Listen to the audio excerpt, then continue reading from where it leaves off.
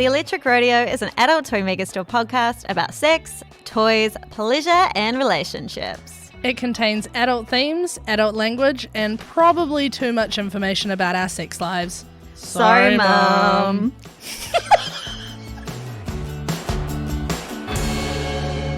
Kia ora everyone and welcome to the Electric Rodeo. I'm your host Emma Hewitt. And I'm not who I say I am. Tash Boo! Escandalo! A little tricksy intro today. Yeah, messing with you guys. We can't have you getting comfortable. No. We would hate for any of you to be comfortable while you're listening to this podcast. No, this is what it's about. We're having uncomfortable conversations and we might tell you that we're not who we say we are. It's all fun and games, isn't it, everyone? I'm having fun. Yeah, I'm having fun too. That's what's important. And so how are you today, Emma? I am pretty good. Yes. You know, out here doing it. Just living the dream. We're entering our taboo era. Because today we're going to have a little chit chat with someone really cool. Yes. And it involves period sex. Period sex. And, you know, a couple other fun conversations. A whole lot of stuff. But first, yes, we have made a mistake. Oh. We promised when we spoke to Sophie Louise, our sex coach, our new sex coach, yep. that we would do 7 days of meditation and report back to you, listeners. 3 episodes ago. And we haven't done it. I mean, no one's called us out at this point, but we'll see. But yeah, we would like to apologise to our listeners and to our sex coach, Sophie Louise. We're so sorry. We're so sorry, Sophie. We will do better. So what are we committing to? Well, okay, so 7 days of meditation. Mm-hmm. So we have to do it. I did 2 days. I did 3. And you know, the whole time I was like, we didn't address it off camera at all. I literally turned to Emma while we were recording and I was like, we should do that, and just dropped both of us in it. And then we didn't discuss it. And so there was like 3 days out of the following week where I did it, and every single time I was like, I bet Emma's not doing it. And I wasn't. And I only did the 2 days after I remembered. I think I went into panic in the office and I was like, Tash, we've absolutely fucked up. Yeah. We promised to do it. So I did 2 days following that, which I think is quite good because I fucking hate meditation. Oh, really? Hate it. If you hate it, then you haven't hit it yet. I watched the Try Guys video and they did like 21 days of it, like 3 weeks or something. And it got to a certain point where he was like, I actually get meditation now. So I feel like a week is a good start. Okay. I have tried meditation and like when you read about it, there's obviously lots of benefits. It's a very good thing to do. So I would love to get to the point where I'm like, I understand it now when I actively am motivated to do it every day. So I think forcing ourselves to do it for 7 days for the podcast is a great start. It doesn't have to be 7 consecutive days. Like I've done 2. Oh, what? No. Oh, I'm trying to get out of it. Okay, fine. I'll do 7. I'll do it. Our next recording is 5 days from now. Okay. So let's try and hit those 5 days. Okay. And then you know what? You've already had your 2. Let's do these 5, and that'll be 7 by the time we come to record, and we can see where we're at. Good. And I will also commit to doing the next 5 days. Okay, good. My brain is quite an overactive and dark place. Oh. And when I sit down by myself for a long time, I don't like it. You know what would help with that? Don't say meditation. Meditation.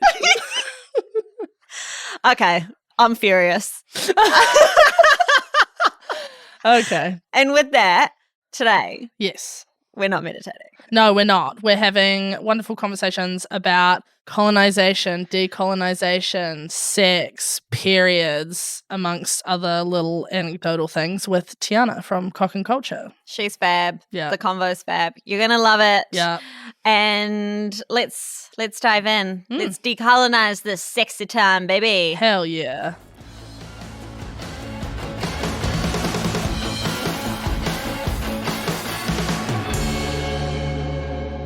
So today we have the amazing Tiana here from Cock and Culture, and we're so excited to talk to you. So we're going to be talking about sex and periods and pleasure and decolonizing all of these things in the amazing world that we could live in if we just fucking did that. So Tiana, welcome to the show. We're so stoked to have you with us. Can you tell us a little bit about yourself and the work that you do? Definitely. Thank you so much, ladies, for having me today. I love having the opportunity to speak to different audiences just to kind of get the message across. So, ko Tiana tōku ingoa. am of Samoan and Palangi descent, was raised in the Cook Islands and now reside in Kirikiriroa. A single mama of 3. I have a 20-year-old that's in America. I've got a 13-year-old that's here with me in Hamilton at high school and an 8-year-old as well that's at school here. And yeah, so stumbled, I suppose. I don't know whether you can really stumble across sex, but stumbled across my interest with sex and have got a really, I suppose, complicated background in terms of my understanding and the way that I was raised. And then as an adult, did heaps of shredding of those onion layers to kind of try and find that true essence of what I believed sex was all about. And then a couple of years ago, I was doing my master's and thought that I was going to do a master's on this, some really, really cool academic topic that, would sit in libraries and be spoken about by academics. And I was like, no, bugger it. I'm going to write a dissertation on sex. Yeah. And so that's kind of where I landed. And after I wrote it, I was like, nah, I want this to be accessible to everybody. Amazing. I want my sisters to be talking about this. I want the girls at work to be talking about this. I want to be sharing this with everyone. And what's the best way to share information these days is through social media. So I set up an Instagram page called Cock and Culture, which is my 2 favorite things in life. Incredible name, by the way. the earrings to prove it. Oh, cute. And culture, because for me as a Pacific woman, they, those 2 things merge really, really beautifully. But I think that for so long, they've been so separate. And so my process is just trying to get the conversation going.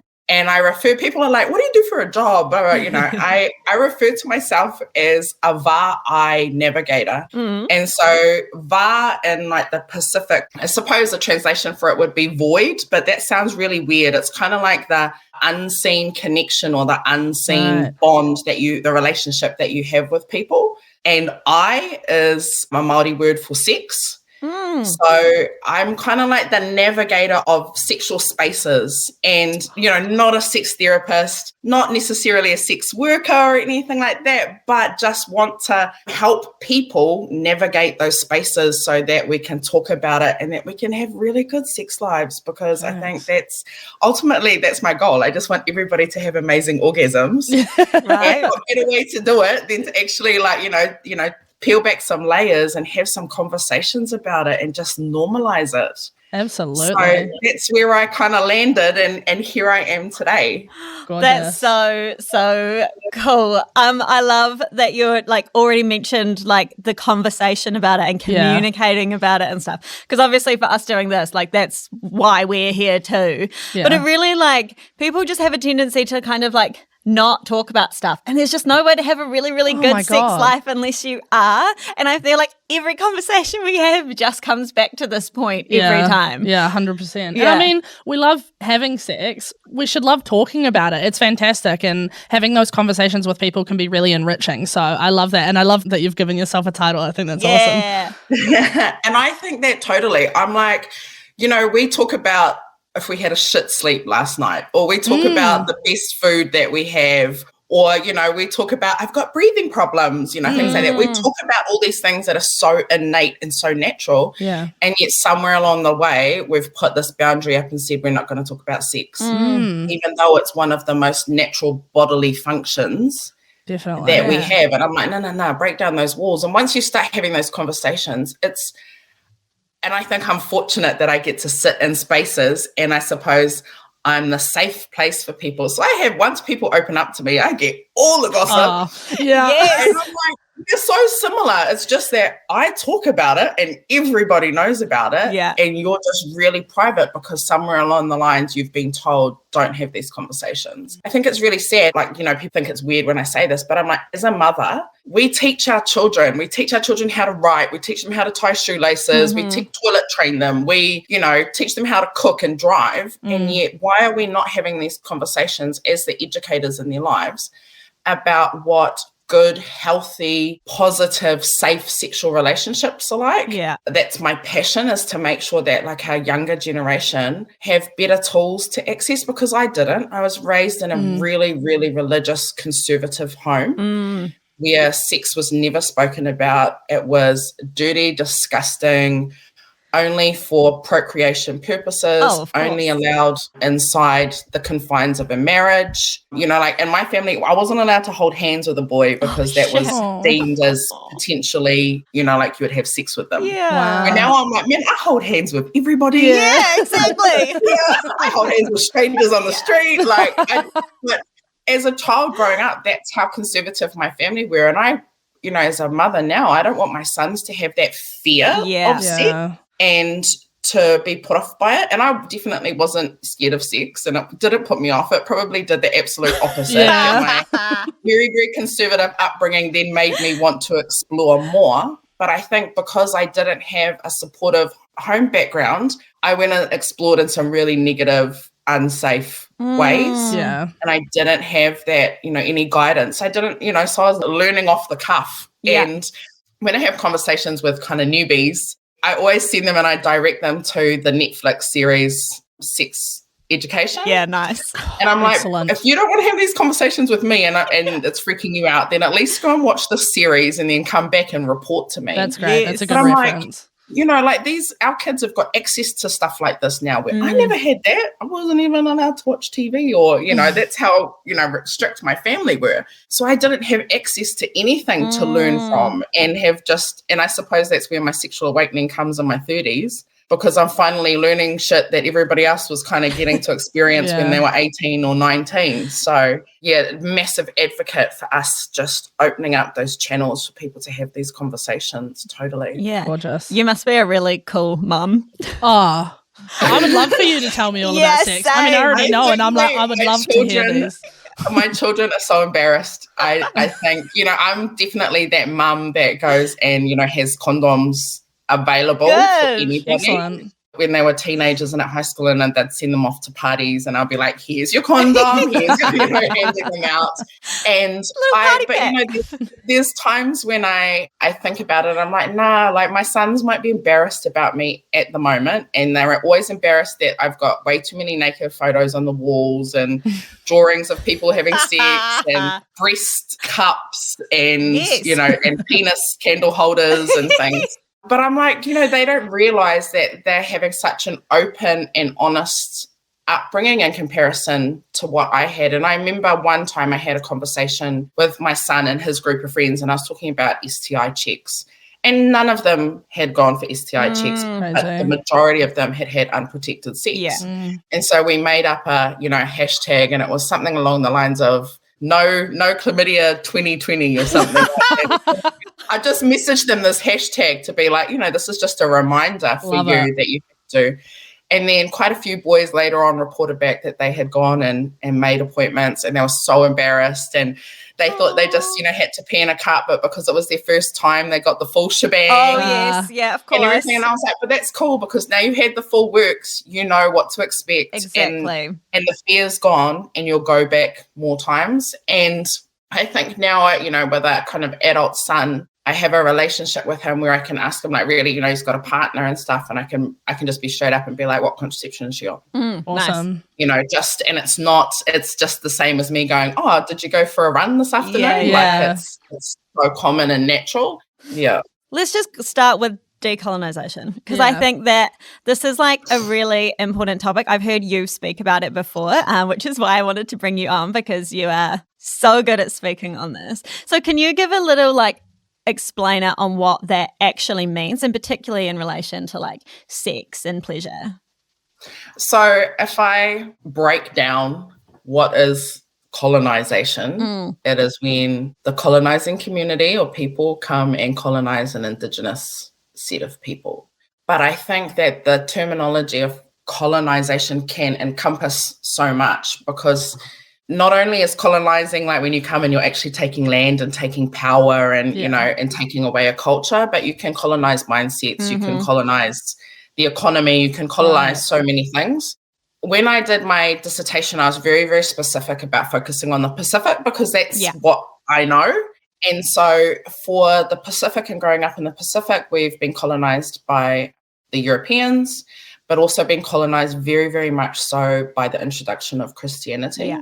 And it's so infiltrated into our culture now that it's really, really hard for Pacific Islanders to dissect what is Christianity and what is culture. Right. They're just, like they can't separate the two.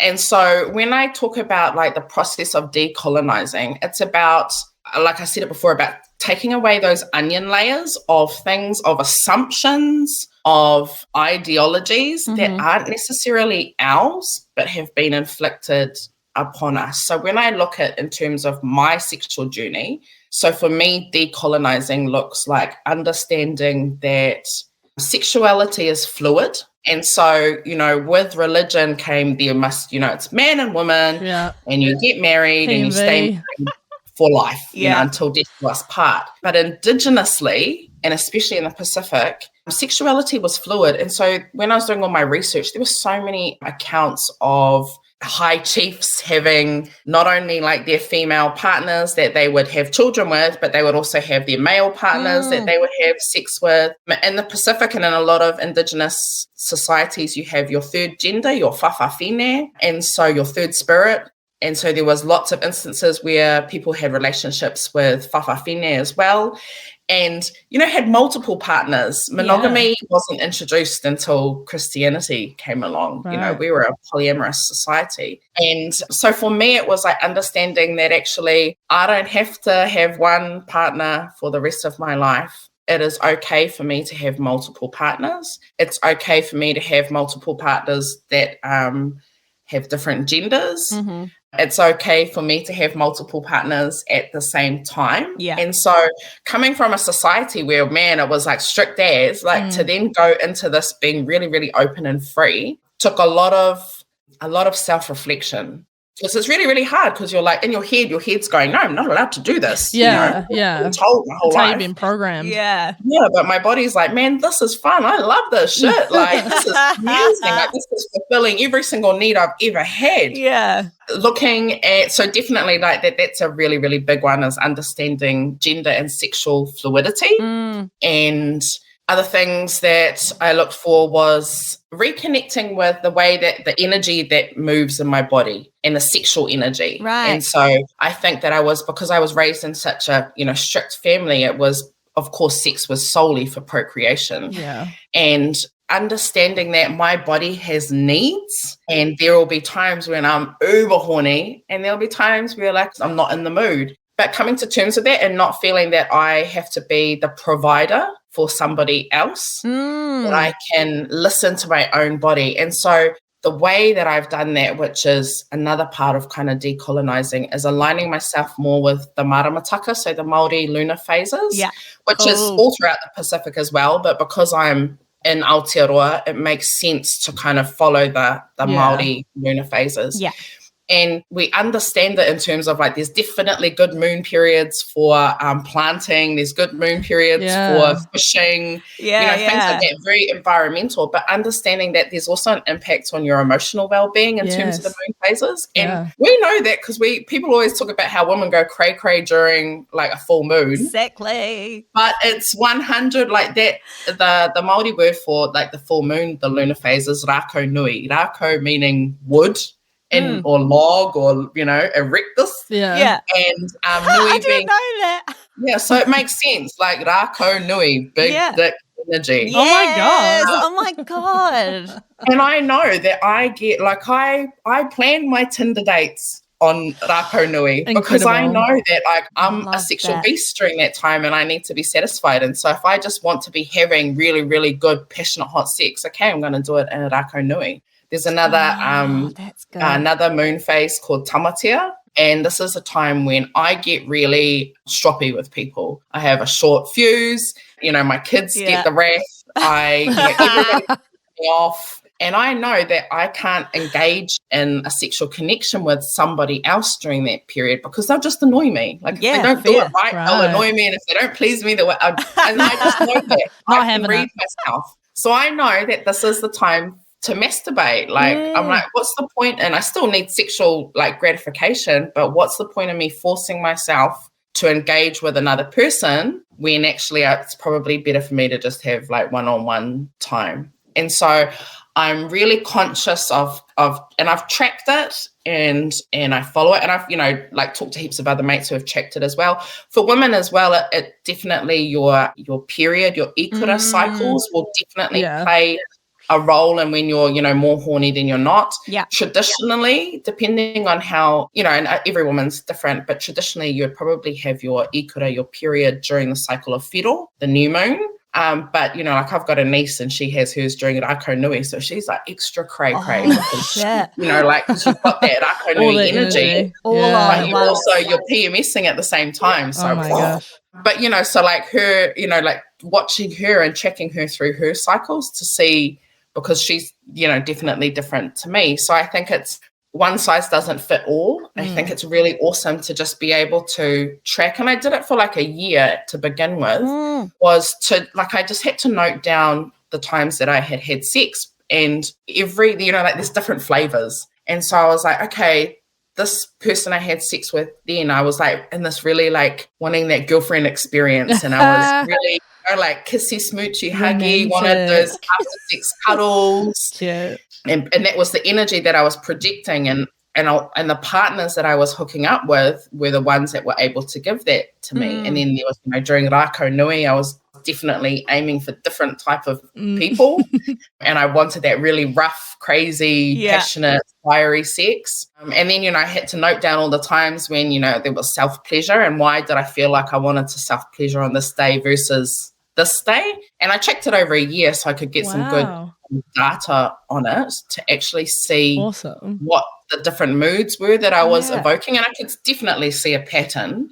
And so I was like, okay, this just totally makes sense to be able to follow it. And I think another thing, talking about decolonization is the role that masturbation plays in sex. And I think, again, coming from a really religious colonized upbringing of like, you never talk about masturbation. That is not even sex. That's just, that's the we don't do that.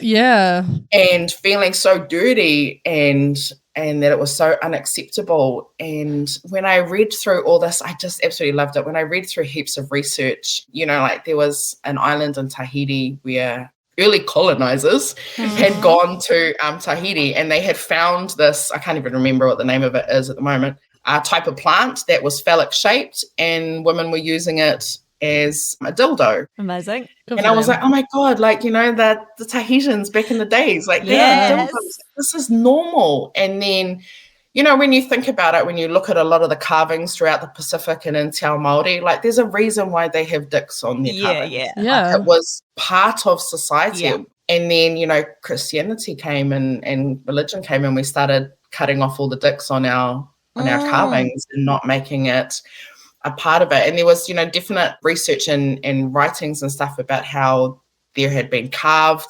dildos of different sizes and everything. And I'm like, man, if our tupuna, if our ancestors were doing it, why do I have so much shame around doing it when it's completely normal? And I think, like, talking again about being a parent is making sure that masturbation is included in our conversations about sex. Sex is not just you with another person. Sex is so much, sex is the conversations, sex is the before care, sex is the aftercare, sex is the masturbation, sex is the sexual exchange, sex is your sexual preferences, sex is your sexual kinks and the things that you love and you don't love. And like making sure that it's included in our conversations, not a separate thing, because I think that puts it into this is the good and the bad category. Where we want everything is the good category.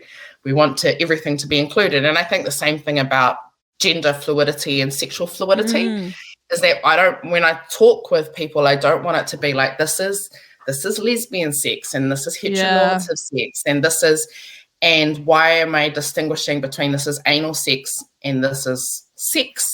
Because all sex. And I think when we make those separations, that's when we start, blurring those lines between what is good and what is bad and what is appropriate and acceptable and what isn't. But if we talk about it as a collective, then we take away that taboo around it. Yeah. And still, you know, like I talk to full-grown adult, you know, people that are older than me that still have real hang-ups about masturbating. And I'm like, like in my head, I'm like, you don't masturbate. I know. Oh my gosh. You do all day.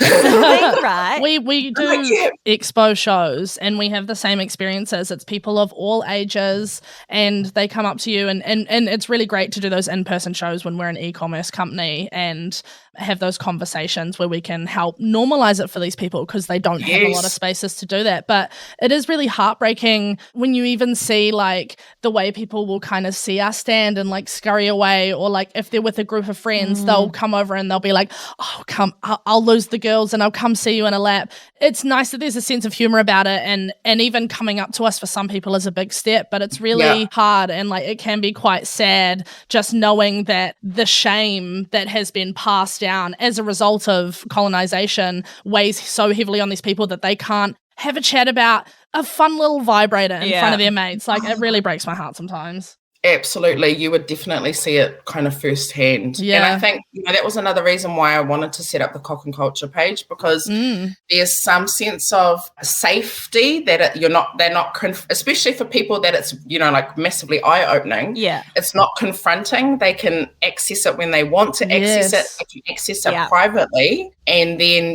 there's other people that are on there commenting all the time and sharing everything under the sun because they're way more open. But there's some people that just really needed a safe place to be able to peruse and just see what's going on and how other people think and what the conversations are. And I think that anonymity creates a little bit of safety. And so that's why I'm like, if there's any way that we can create some normality around these conversations, let's just pop into all those different areas. Yeah. And it's so true, because that's what it takes. Because there's like, working in this industry for so long, it's really common for me to talk to my friends about this kind of stuff all the time, and like always have these conversations. I'll talk to you, I'll talk to Tash, there's just like, I get access to a bunch of other people who feel similarly around how I feel around sexuality and sexual education and stuff, that I forget. I think I forget that not everyone has that as well as an adult, because I had bad sex education. My parents didn't really talk to me around sex and stuff.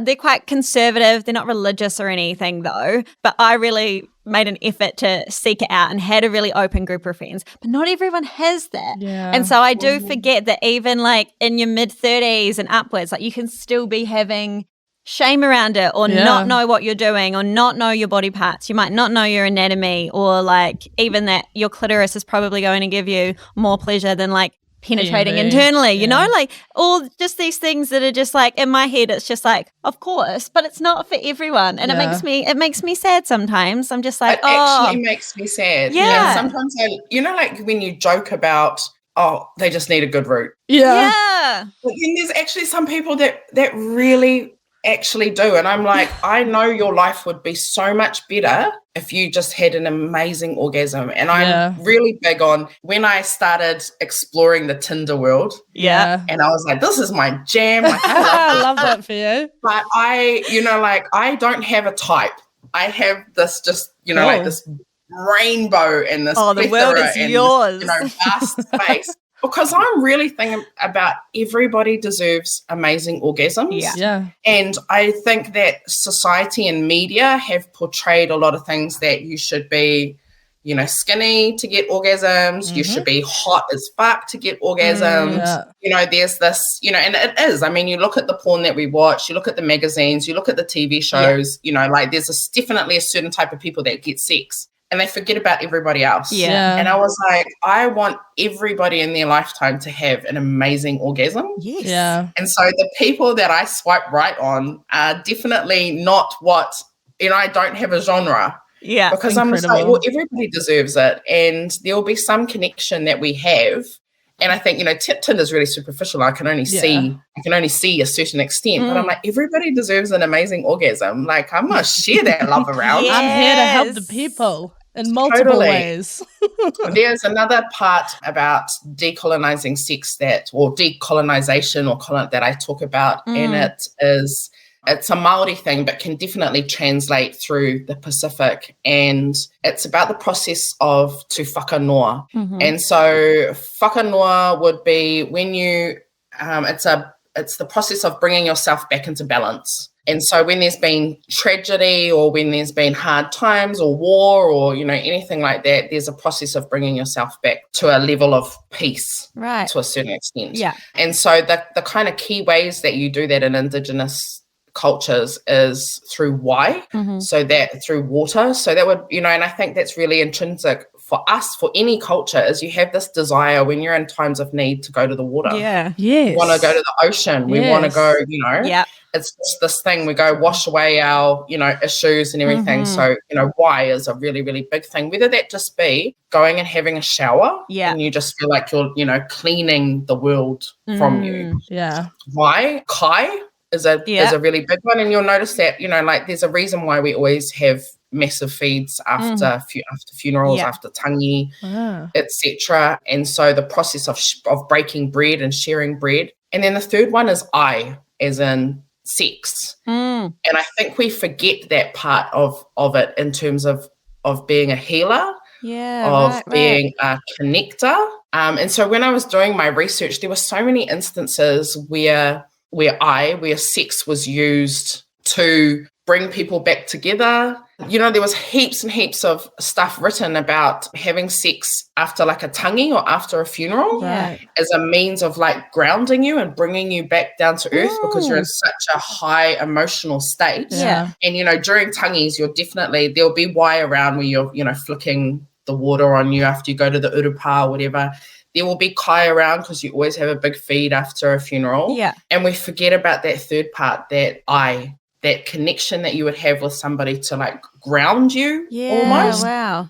And bring you back down to earth. So, and I think we do it subconsciously without realizing. Like we talk about makeup sex. Yeah. Yeah. And that's the same thing when you're in those heightened situations where, shit's going wrong. And then the only thing that can center you and bring you back and ground you is to have sex. Yeah. And so I like sharing that, is that it's also part of healing and it's also part of making you of making you peaceful and calm and bringing you back and solidifying your place in the world again when you've had, big raru or you've had, big things happen in your life, and using that as a way to like recenter yourself. But that's also a really beautiful, kind of like a healing way. I think, there's so many different aspects of sex and the genre and the spectrum of sex, but also understanding that we can use it as a healing force and that there are times when we talk about makeup sex and stuff after you've had a big fight and crap like that, sometimes that's so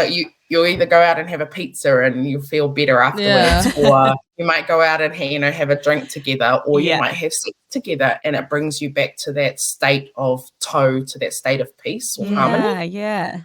I mean, all so three that's another thing that I good. Big fan of all three.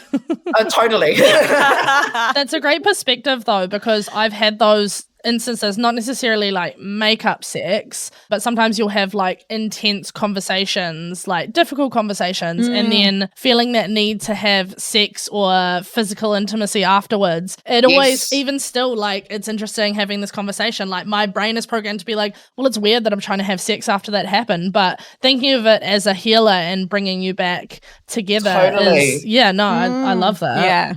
It all makes sense. I feel like we're having all these conversations with like people we're interviewing, like you, and then like doing independent research and like reading this book. Like all of it's so interconnected. The same way how you talk about like moon cycles and things like that. I find it so funny how people think that the moon has nothing to do with us and like influence on our cycles. It's like it influences the tides. Our menstruation is like a complete cycle. Like how can you think that there's not so much like interconnectedness? Yeah. Me and Jay had this conversation just the other day because I was doing research for this, and I was like, I want to talk about the Maramataka because I know that you call it the Maramafaka, which I love. And so I downloaded like the Hina app, which tells you like your high and your low energy days and stuff like that. Because I was like, I want to be more in tune with this. The cycles are the same length. It makes so much fucking sense. I've gone through issues of having like kind of like low libido and not being necessarily super interested in sex and stuff, and I'm trying to like get that back. back and going. So I was like, I need to do everything in my power to be able to like 100%. connect back. And Jay was like, I don't really like think about that stuff too much. Like, I'm not really sure if it's true. And I was like, fuck off. I was like, look at you, Jay. I was like, look at all this work you're doing. Guess what? High energy period because of the moon. So you're wrong. Yes. And understanding that and not beating ourselves up about it, that when we're having, like, when we're disinterested, like, well, think about the environment and what's going on, and that we shouldn't be pushing ourselves into situations that our body's actually not. Honestly, to just spend a good, 2 moon cycles looking and analysing and seeing whether you've got any similarities during each moon cycle, because I'm like, if I knew this stuff when I was married, I think I probably would have been a lot better. Yeah. I'm finding, all this out when I'm single and, and I'm like, that's cool, because I'm very much aware of who I should be interacting with and who I shouldn't be interacting with during different cycles. That's so cool. And, and understanding and not pushing myself and expecting to be performing at a certain level that I'm not going to be performing at. Yeah. And I'm actually really, as I've got older and more confident in my sexuality, I'm really specific when I'm engaging in those, pre-sex conversations. Like, I'm only going to be giving you vanilla tonight. Like, that's all I have capacity for. I want cuddles. I want, I want pleasure. I want it to be slow. And sometimes they aren't on the same level as me, and I'm fully accepting that if you can't provide that for me, then this interaction isn't going to work. And so just being really open and honest about that, because I'm too old to be mucking around with bad sex. Yes. I want it to be jamming every time. I want it to be fire every time.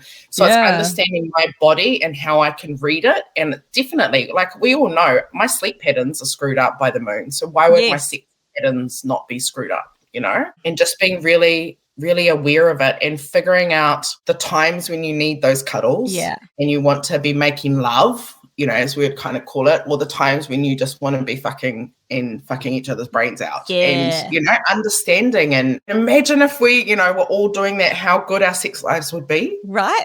Yeah. Because we'd just be jamming on the same level and the same energy levels. I would love that. Yeah. Yeah, we all need to get in touch with the moon. I just think that's the answer to everything. Right? Yeah, definitely. I totally recommend just recording your feelings. Hard. I want to. And your energy levels and things during each kind of moon phase, and you'll be able to pinpoint it with such accuracy. It'll be amazing. I'm gonna get into that. I feel like you're already getting into that because she was doing all the research and writing the brief for this. So this is me just now entering the conversation. I'm a little bit strategic. Like, I start jumping on Tinder a couple of days before a full moon. See, this is good. You need to do that. I know that I'm cray, and I know that I need the release. Yeah. And I know that it's a quick fix. I don't, so I'm just like, boom, like I know what I've learned how to read my body, but then I know when I'm in more calm states that there's people like on my rotation. Yeah, the roster. That, I have a better relationship with, and I can be a bit more intimate with. Yeah. And so I know that they're the safe people for me to go to when I'm feeling a bit more vulnerable and a bit more emotionally expressive. And so, I've kind of learned, and this is why I'm really big on rotations. Like, monogamy is very colonial. Yeah. Sorry. Is that, I've got to find somebody that can cater for each moon phase almost. Is that, and I know because everybody's got a different flavor. Yeah.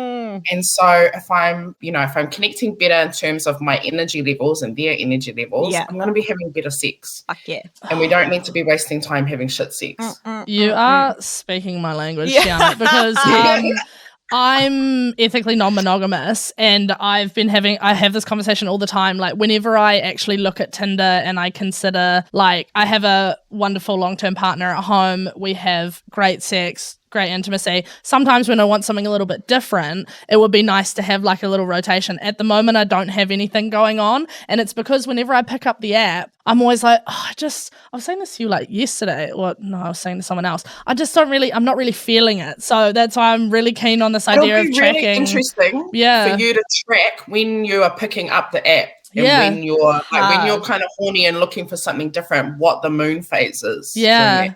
I'm gonna get a diary. I'm picturing it. We're going to Typo. I'm gonna get a diary. I'm gonna start recording all of this stuff. Totally. I think this could be a good hack. Yeah. So. I'll show you the app I've got. It tells you all the moon phases. Excellent. It's really good. Yeah. I love it. Yeah, fuck yeah, this is inspiring. I hope all of the listeners are like, oh, hell yeah, I'm going to start doing this too. I'll pop everything in the show notes, gang, okay? Don't worry. We'll give you all the tools you need to start tracking your sex life and your dating life around the moon, because I think that's what we should all be doing. And can I just say, it makes life so much simpler. Yes. You gave a really great, well, just anecdotally, a piece of advice where you said, when I want to communicate with people, I want to say, I'm feeling romantic tonight, I'm wanting XYZ. We had an interview a couple of weeks ago with Luna Matatas, who's a sex educator who kind of specialises in kink and BDSM. And she gave us this advice of talking about what's on the menu. And it's like saying what you're in the mood for and what we're going to do, and having that be the list. And so just even like the similarities between you saying that anecdotally and her advice, I think is so cool. And I think, like our goal in life is to have good sex. Like we don't want to be having bad sex all the time. And so, like the most important thing is communication. The end. Every time. End of. So if I can communicate, if I know my body well enough, and I think that was also part and parcel of your relationship with self-pleasure. If I know my body well enough, then I can then express what I need when I'm having partnered sex. Yeah.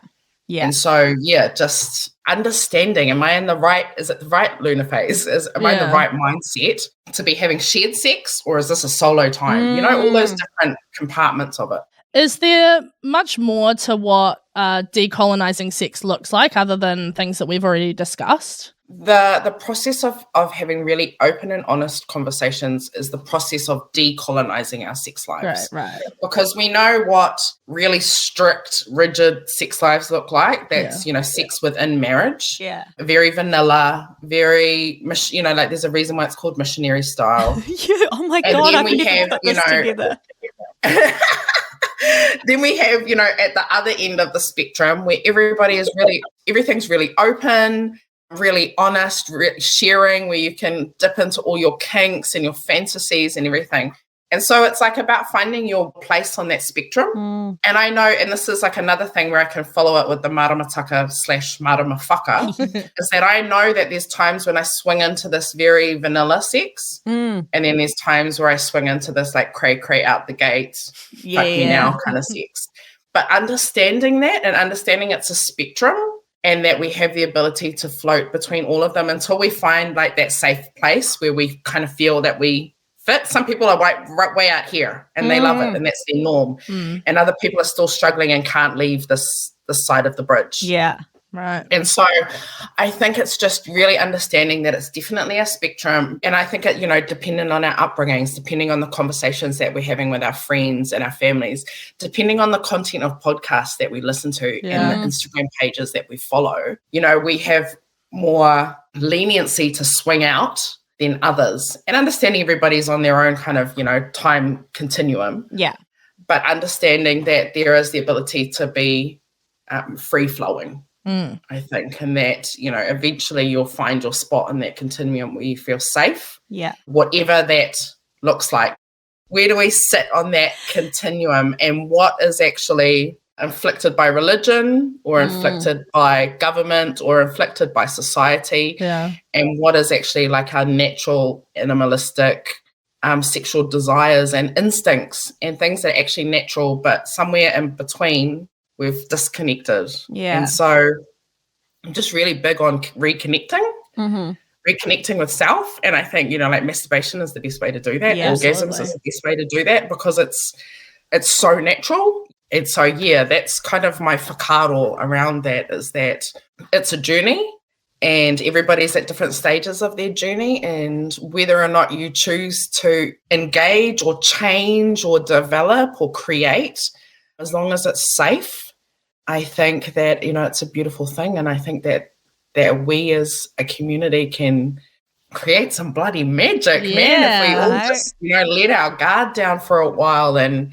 really like stepped into our like amazing sexual selves. Just totally. So I think, podcasts like this, I love is that, just with the safety of in your own home to be able to listen to stuff when you're a newbie in this space and you're trying to navigate, being able to listen and hear different people's opinions. So I think it's just amazing that you give people the ability to access this information. Like it's special, ladies. Yeah. It's the most rewarding thing about it, like trying to create a safe space, like similar to the mahi you do, obviously. Like whenever I have a hard day or the kind of shame or doubt or insecurity creeps in and I'm like, why am I like saying all this like out the gate stuff about my sex life to the world? Like this is silly.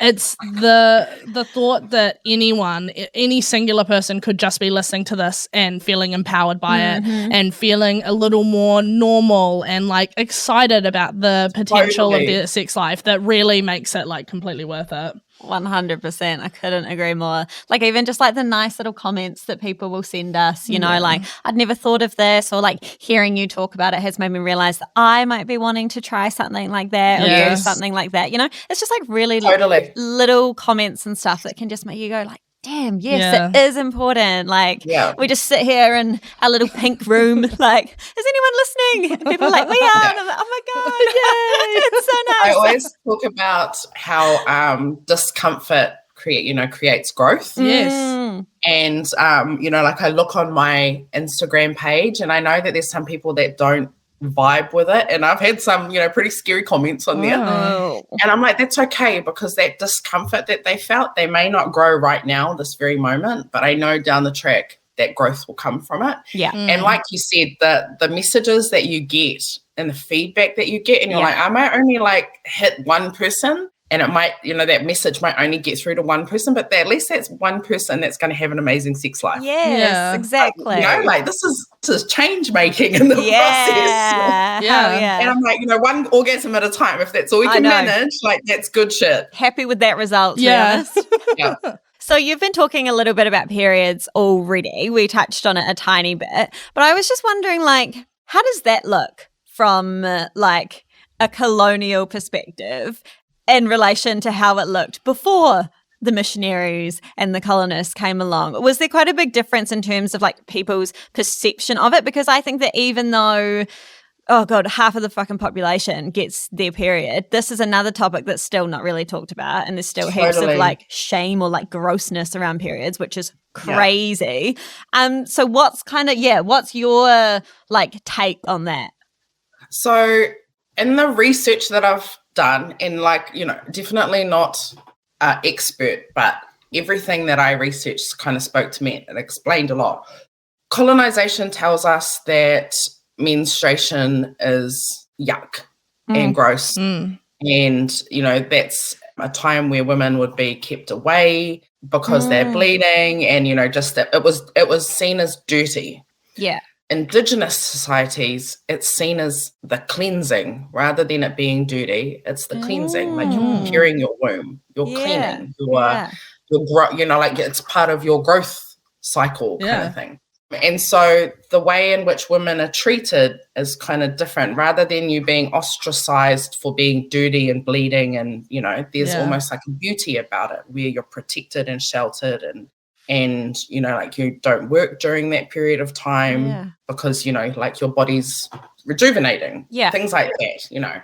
So there's kind of like this good, bad, this ugly, nice kind of two different trains of thought. And it was really, really difficult when I was looking in information about period sex, because a lot of the stuff that was written was definitely from colonial lenses. So you've got these early missionaries or early explorers that are writing about it, but who have already got their preconceived ideas about what is clean and what is dirty, and what is good and what is bad, what's evil, what's pure, that kind of notion. And so there was still this real yuck, oh, it's dirty kind of thing, where when you kind of looked in Indigenous communities, there were songs about, not necessarily in reference to having a period, but there were songs about, like procreation and creation and love and intimacy and moon phases and all these kind of things. And so it was like, well, if I'm joining the dots, and I'm not necessarily an expert in joining dots, but to me it was about like the beauty of menstruating versus the dirtiness of menstruating. And so it's about unpacking what these societal norms are that we have about periods, but also giving it the beauty and the protection of a woman going through the process of procreating and creating life. So there is a beauty in it and a specialness in it. And if we are in tune with the Maramataka, we're still horny when we're having our periods. Yeah, more so in my experience. And so that was the part where I really struggled with, was where it kind of went from pre-colonization or pre-Christianity, pre-religion, to like post-religion. And it was like love, love, love, love, love. And then it went to yuck. But the information on the in-between part isn't very clear. And so we suddenly went from, like we're having beautiful, amazing, passionate sex to no, sex when there's blood around is dirty. Sex is only for procreation, or when men are horny, not necessarily women. So there's more research that needs to be done in this like little section and this connector between the two different ideologies. And if we look at the Maramataka and we look at, we try and track our hormonal cycles and everything like that, like it's 100% natural to be having sex when you are menstruating. Why is there disgust in that? Why is there disgust in the sharing of intimacy or the sharing of energy or the menstrual cycles of creating life? Like, why would you dirty it or make it a gross thing? It's a beautiful thing. Yeah. And so I lean more towards that side. And I know that there's definitely other people that speak on it that are like, no, that's gross. Ooh, where I'm like, nah, it's not. It's a natural pain relief to have sex and to orgasm. Yeah. And so if you're going through, heavy menstrual cramps and things, why would you not want to be, especially masturbating, why would you not want to be masturbating and having sex? Because it's a natural pain relief. Yeah. And I'm like, and we're smart people indigenously. Of course we would be trying to find natural pain relief. Yes. Why would we not, And so I'm like, nah, I think it's an absolutely beautiful thing to be. And it's part of the cycle, the whole sex cycle, the menstruation cycle, the procreation cycle. Why would we suddenly go, no, we're not going to have sex while you're on your period? It's nature's lubricant, Yeah. And it's so easy. Just put a towel down if you're worried. Do it in the shower, masturbate. There are so many different ways that you can still experience pleasure. I rode the cowgirl the other day with which is a sex machine when I had my period, and I was like, yes, look at me go. I love that feeling. Amazing. Yes. A natural pain relief. Yeah. Why would we? Totally. Because Tasha's partner actually doesn't like period sex. Yeah, so we can call him out. It's fine. Yeah. Oh, definitely. I've had partners that don't come within, a foot of me. My period, they're like, nah, she's great. But do you have any advice or anything? Like, obviously it's not we're not trying to force anything, but for someone who just kind of inherently has that very, again, colonial mindset where it's just like, it's a bit gross. Like, do you have any kind of, any advice there that would resonate with someone like that? To get over it, you mean? Are you writing this down won't be George? Responsive to get over it, Emma. I think it's definitely about communication. Right. Thank you. First and foremost, communication. Apparently, although I haven't tried it, but apparently if you're in the shower, your blood kind of naturally stops or clots, or in baths or swimming pools. Interesting. I haven't tried this because I'm like, I don't have a pool at home to kind of... Yeah. Oh, you wouldn't want to do it. Yeah, I don't, pool. to go jump in the public pool and be like, my bad. Indeed. Incredible. But, it's communication in the end, as finding that space where you can communicate really openly and freely. And, shit might gross you out, but how do you know it actually grosses you out until you've done it? And especially if you're engaging with somebody that's not quite on the same page as you, making it a safe place. So whether you wear a condom specifically so that they're not kind of getting as much blood on them as they would if they didn't have a condom on, showering first beforehand so that there's no blood residue around or stuff in case they're actually squeamish about blood. Yeah, true. That's fair. Having, and doing the romantic shit, having a shower beforehand together. Yeah. So that there's a sense of cleanliness if they get freaked out about, being dirty or whatever, and you're washing together. So there's that intimacy, that sexual energy sharing. You get out, you might have sex together, and then you go back in and you shower together. And so, finding ways that you can kind of get around just the concept of having big globs of blood come out while you're, things like that, finding ways that you can just make it a little bit more easy to ease into it. Right. And then after that, it's like, free for all. Let's go. Yeah. Great advice. Great advice. Yeah, it's And not so. Oh, sorry, you go. understanding your sexual, your partner's sexual energy is different to yours. True. And you want to please them sexually, step into their space every now and then. Doesn't necessarily have to be all the time. It's a sharing situation. Yeah. But that's something, if they're mega horny during that period of time and they just want sex, like just step into it and find that happy medium, communication. I reckon. Find that happy medium where you can still be having sexual pleasure, but it might look different to how you normally have it, would be my trial and error. Yeah. There we go. I feel it. Yeah. But being open to trial and error. Yeah. I think it's a conversation we haven't revisited because it's never been like an absolute no-go. We've done it. I think we've done it in the shower, that sort of thing. It's just kind of more of a preference. But even someone who's like, the whole thing with ethical non-monogamy is like communication. Even just having this conversation, I'm just like, you know what? We haven't actually sat down and talked about it for a while. And that would probably help. So I appreciate that. Thank you. Yes. Well, I think the ending on the communication note, because it's always my favorite thing. Tiana, thank you so much for joining us today. That was so fun.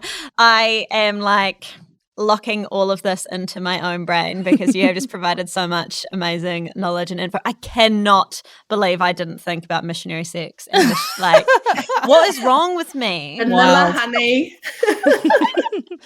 Yeah, the mahi that you do is incredible, and we really appreciate you joining us for this conversation. It's been incredibly insightful. No, it's been an absolute pleasure. I love having conversations like this where you're with like-minded people and you can just pop everything and it just goes off. And I think it's amazing the space that you provide because it gives everybody that opportunity to engage in whatever extent that they're comfortable with. And I'm like, the more we talk about it, the more we normalize it, the better our sex lives are, the more orgasms we're going to have. Like, imagine if we were all walking around having, the best amazing sex ever. orgasms. Oh. Sex positive utopia, baby. Yeah, that's what we want. Yes. Every episode, we're one step closer. Oh, my God. Well, Totally. on that note. You've been listening to the Electric Rodeo podcast by Adult Toy Megastore. Follow Electric Rodeo free on Apple Podcasts, Google Podcasts, Spotify, or wherever you get your podcasts. And to keep up to date with our bucket list progress, follow at Electric Rodeo Podcast on Instagram.